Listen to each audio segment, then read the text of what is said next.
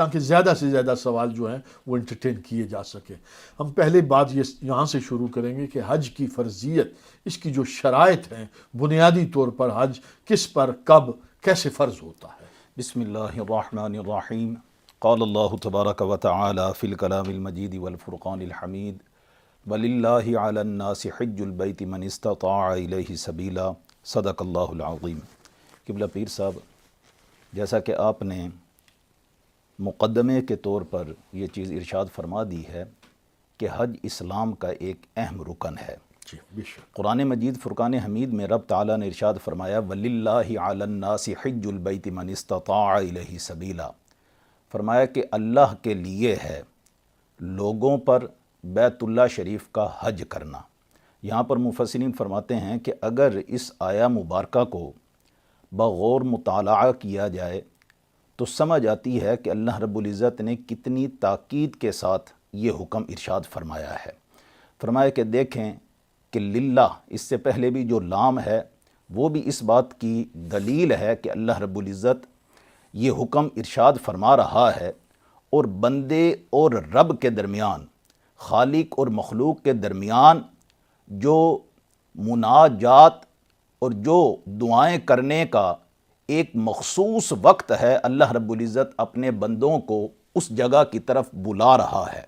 اس کی فرضیت کے حوالے سے قرآن مجید فرقان حمید نے خود ارشاد فرما دیا من استطاع الیہ سبیلا۔ سب سے پہلے تو اگر استطاعت ہے کہ وہ بیت اللہ شریف تک کا سفر کر سکتا ہے تو اسی پر حج فرض ہوگا۔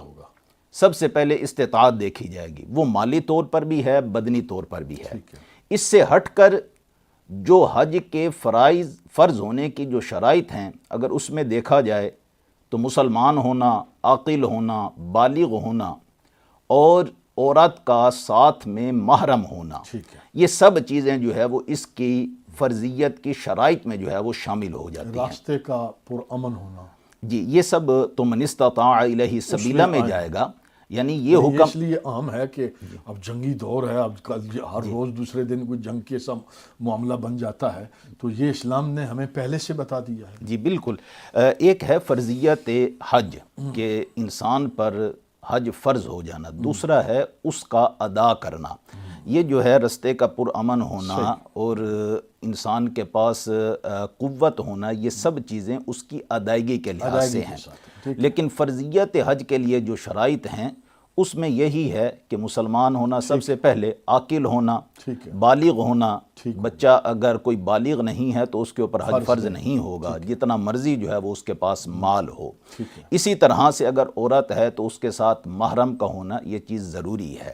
تو جیسا کہ قرآن مجید فرقان حمید میں رب تعالیٰ نے ارشاد فرما دیا کہ من استطاع الیہ سبیلا، اب یہاں پر جو استطاعت ہے، جو خاص کر یعنی صاحب استطاعت ہونے کے بعد ہی حج کی فرضیت کا حکم اس کے اوپر لگایا جائے گا، اس میں جو بنیادی چیز ہے وہ آج کل کے زمانے کے لحاظ سے جو اس کے پاس رقم اور مروجہ جو کرنسی ہے اس کی مقدار کتنی ہے، اس کے اوپر مزید وہ ہر گفتگو ملک کے ہوگی۔ ساتھ اپنا الگ